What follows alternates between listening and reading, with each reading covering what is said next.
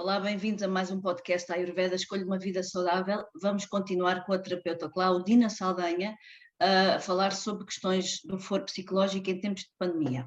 Olá, Claudina, bem-vinda, obrigada. Tudo bem? Tudo bem, é um gosto estar aqui novamente à conversa contigo, Cristina, e com os espectadores da Amaiur. Ok, obrigada.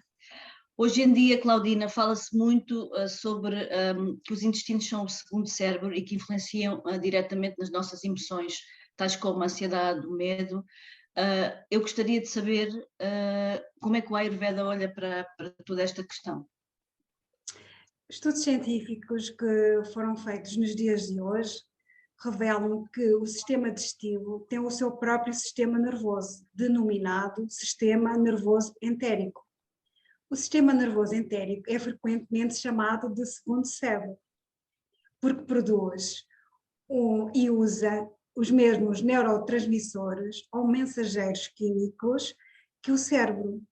Estes mesmos estudos mostram que 95% da serotonina, que é um neurotransmissor primário ligado ao humor e ao processamento do stress emocional, é produzido e armazenado no intestino, e que 80 a 90% da informação é no sentido ascendente e apenas 10 a 20% é descendente, ou seja, há mais fibras nervosas no sentido intestino-cérebro do que no cérebro-intestino.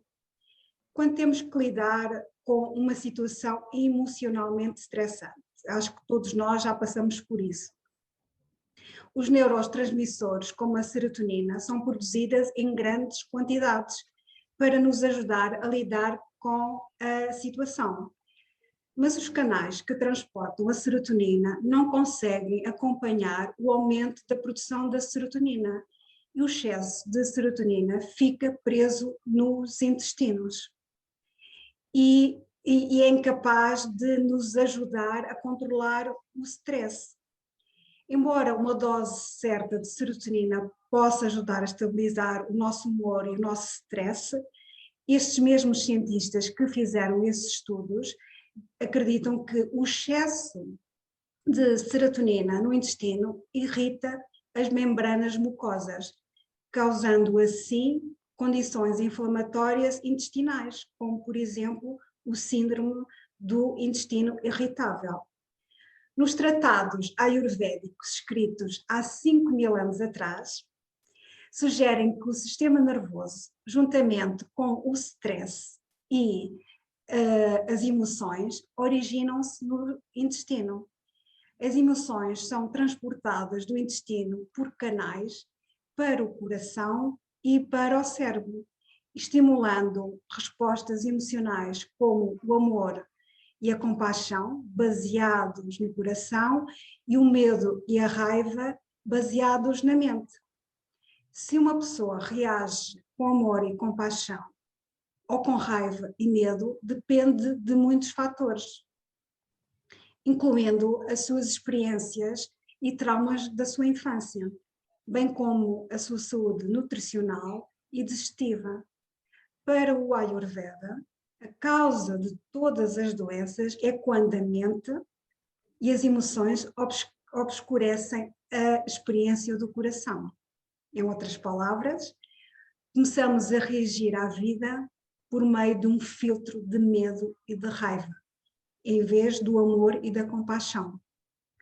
Todo o propósito do Ayurveda é ajudar a equilibrar o corpo e desintoxicá-lo, para que ele possa recuperar a clareza necessária para escolher o amor e a compaixão, ao invés da raiva e do medo. Embora esta tarefa, Cristina, em mãos possa parecer muito complicada, o Ayurveda tem uma maneira simples de libertar o stress emocional armazenado, desintoxicando o corpo e a mente dos antigos padrões de comportamento. Excelente, boa notícia. Então, e como é que se pode libertar os antigos padrões emocionais na perspectiva do Ayurveda? Através de terapias de desintoxicação. O Ayurveda nunca desintoxica apenas o corpo, A desintoxicação é tão necessária para a mente quanto para o corpo. E para que a desintoxicação comece, temos de, primeiro, parar de assimilar toxinas. Para o bem-estar da mente, devemos também, em primeiro lugar, fazer uma prevenção quanto às impressões e as experiências incorretas que possam fazer com que a nossa consciência comece a ter pensamentos negativos. E também devemos alimentar ter uma alimentação mais saudável, para que fisicamente também continuemos bem. Em segundo lugar, temos que nos empenhar em evitar experiências negativas, ou termos a capacidade de arranjar alternativas para responder ao stress emocional. Ou, por último, aceitar essa experiência emocional como um ensinamento e não como algo negativo. Essa capacidade de enfrentar o stress emocional destas 3 formas que eu listei, que é evitando, arranjando alternativas ou simplesmente aceitando essa experiência como um ensinamento, requer muita disciplina e persistência a educar a nossa mente. Por isso, o Ayurveda recomenda técnicas de respiração, de concentração e de meditação, para que possamos observar as nossas emoções e compreendê-las, sem julgamentos e sem apegos. A desintoxicação é sempre feita a nível físico, através de um regime alimentar saudável, da restauração digestiva do nosso trato gastrointestinal e também de uma desintoxicação ao nosso fígado e ao nosso sistema linfático. No fundo, estamos a desintoxicar e tirar uma substância tóxica solúvel em gordura, que no Ayurveda chamamos de ama. A nível mental, a desintoxicação é feita através de pranayamas e de mantras. A mente está bastante apegada ao status quo. Então, para sabermos se estamos a fazer o bem e a proceder bem, temos que nos tornar mais autoconscientes e desenvolver o despreendimento daquilo que nos faz mal. A partir daí, podemos obter resultados significativos. Oh, Claudina, e o Ayurveda tem ferramentas que nos podem ajudar a tornar mais autoconscientes. Que ferramentas são essas? Tem. Já faz parte da prática comum no Ayurveda tratar da doença física e da mental ao mesmo tempo. De acordo com o Ayurveda, a doença física ocorre, sobretudo, devido a fatores externos, como o regime alimentar errado ou a exposição a agentes patogénicos. As doenças mentais afloram, sobretudo, em função de fatores internos, como o uso errado dos nossos sentidos e também do acúmulo de emoções negativas de experiências passadas. Tanto a doença física como a mental, raramente uma ocorre sem a outra. Um dos principais componentes da psicologia ayurvédica é chamado da análise crítica, o autoestudo. Podemos utilizar várias técnicas para tornar-nos mais autoconscientes. Eu posso vos dar aqui algumas dessas técnicas, apesar de, nas dicas de Ayurveda Viva uma Vida Saudável, também faço muitas recomendações dessas técnicas. E é uma técnica que para mim resulta bastante, e eu recomendo bastante que o façam. E creio que toda a gente, Cristina, que tu, quando eras adolescente, escreveste um diário, com certeza. Sim, alguns. Sim. Pronto, e há uma prática que se chama Vipakshavana, que é um diário de gratidão, onde nós escrevemos 10 pontos positivos do nosso dia que nos fizeram feliz. e que nos causaram um bem-estar. E escrever também 5 pontos negativos que nos fizeram ficar mais tristes, mais irritados ou zangados. Façam isso durante um mês inteiro e depois, passado esse mês, voltem outra vez à primeira página e voltem a ver todo o vosso diário durante um mês. E vocês vão ficar surpreendidos com aquilo que vão verificar. E é assim uma experiência que eu recomendo que vocês façam, porque só fazendo é que vocês também podem experienciar essa transformação. Outra técnica que eu aconselho, que é escolham um item negativo da vossa lista, desses 5 que vos fizeram tristes, ou zangados, ou irritados, e substituam imediatamente, quando isso acontecer, por um pensamento ou um acontecimento positivo. Essa técnica chama-se de Pratik Paschimottanasana. É uma técnica muito utilizada no yoga e no Ayurveda para utilizar os nossos pensamentos negativos e transformá-los em pensamentos positivos. Mas isso tudo requer muita persistência, Cristina. Portanto, é uma prática que deve ser feita diariamente para que eduquemos a nossa mente e quando nos aparecer uma situação mais estressante, consigamos imediatamente substituir por um pensamento menos boa, imediatamente por um pensamento positivo. Outra técnica é cantarem mantras, fazerem as vossas respirações, pranayamas. Isso tudo são técnicas muito utilizadas pelo Ayurveda e pelo Yoga. Há uma técnica que eu também recomendo que façam, que é a técnica da reflexão diária do vosso dia. Quando, no final da noite, depois de fazerem o vosso diário dos 10 pontos positivos, tentem rever o vosso dia.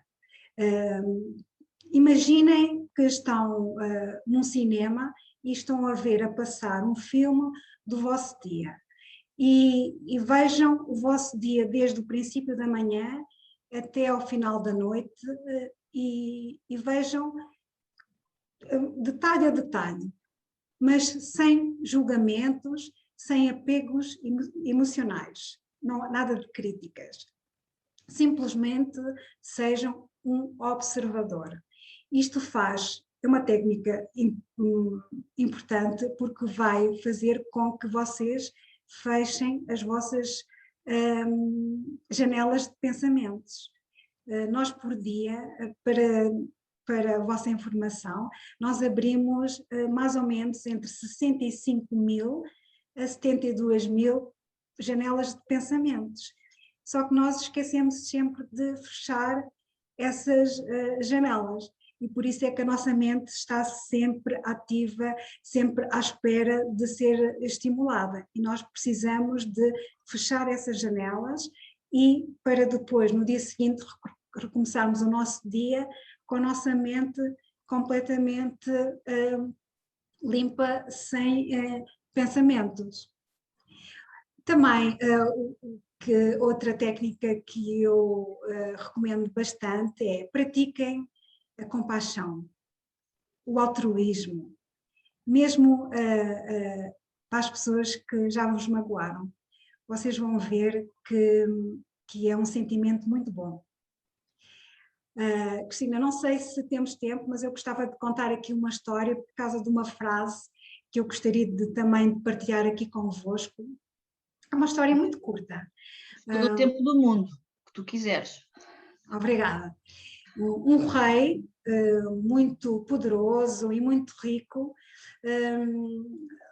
vivia no seu palácio rodeado dos seus ministros e todos os anos, no dia do aniversário dele, era sempre um dia de grande festa, ofereciam ouro, moedas de ouro, muitas joias. E um ano em que ele ia fazer o seu aniversário, ele pensou, mas eu quando recebo esses presentes todos, eu fico feliz, mas imediatamente, no dia seguinte, eu entro numa infelicidade e sinto-me muito triste. Então, eu este ano, eu acho que vou pedir um presente que me faça feliz quando me oferecerem, e quando eu estiver triste e olhar para o presente, me faça feliz e não triste. Então, esse seu desejo pediu aos seus ministros que queriam um presente, um presente assim no dia do seu aniversário, e não queria cá festas. Então os ministros pensaram e não conseguiam encontrar um presente com essas duas qualidades. Então decidiram ir ter com um grande sábio, e esse grande sábio sugeriu um presente. E então, o que é que era o presente, Cristina? Era um anel de ouro, e no anel de ouro estava gravado uma frase. E essa frase dizia assim: "This too should pass". Ou seja, cada vez que o rei olhasse para o anel, ia se sentir contente, porque era um anel de ouro, e quando estivesse triste e olhar para a frase, ia pensar assim: ok, isto vai passar, eu não vou ficar triste para sempre. Portanto, aquilo dava-lhe um outro ânimo.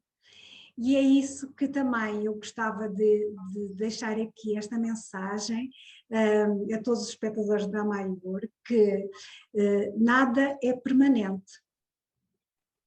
Tudo está em constante mudança. E então, se vocês conseguirem trabalhar do permanente para o impermanente, vocês vão conseguir lidar muito melhor com o stress emocional que possa aparecer na vossa vida, porque vocês já sabem que isto irá passar. É uma mudança de percepção, não é? Exatamente. Ok, então vamos agora para a nossa última questão. Falaste resumidamente como desintoxicar o corpo físico e mental, mas sei que vais aprofundar este tema nas próximas dois episódios que ainda temos. Mas queres deixar assim algum apontamento para suscitar a curiosidade dos espectadores da Maior? Alguma pontinha solta? Spoilerzito? Sim, posso. Vou abordar uma das terapias de redução, o Langana, mais exatamente o Xamana. Bom. Porque o excesso de toxicidade que nós temos no corpo devem ser reduzidos ou eliminados para restaurar a nossa saúde e vitalidade. E por isso é recomendado pelo Ayurveda fazer essa desintoxicação nas mudanças de estação. Por exemplo, em 2 estações que devemos fazer esse tipo de desintoxicação é da transição do inverno para a primavera e do verão para o outono. Como nós fizemos, não é? Exatamente. A passada. Então fica aqui esta dica para ficarem connosco na próxima semana. Obrigada. E encontramos então, obrigada Claudina, obrigada telespectadores e vemo-nos para a próxima semana. Beijinhos. Deus, Claudina. Obrigada. Obrigada eu. Fiquem bem. Obrigada. Obrigada. Olá a todos. Se quiserem mais informações sobre a Associação Portuguesa de Medicina Ayurveda, poderão contactar-nos através de www.amayur.pt. No nosso site têm disponíveis todas as informações sobre os profissionais de medicina Ayurveda ao longo do país, assim como das entidades formadoras reconhecidas para lecionar os cursos de terapeuta e de técnico de medicina Ayurveda. Para além disso, se desejarem juntar-se à Associação Portuguesa de Medicina Ayurveda, têm 3 categorias de sócios.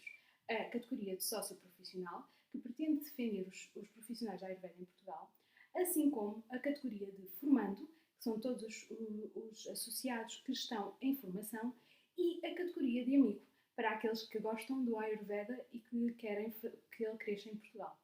Para além disso, também podem adquirir alguns dos produtos disponíveis na associação. Muito obrigada por assistirem ao podcast e continuem a ver.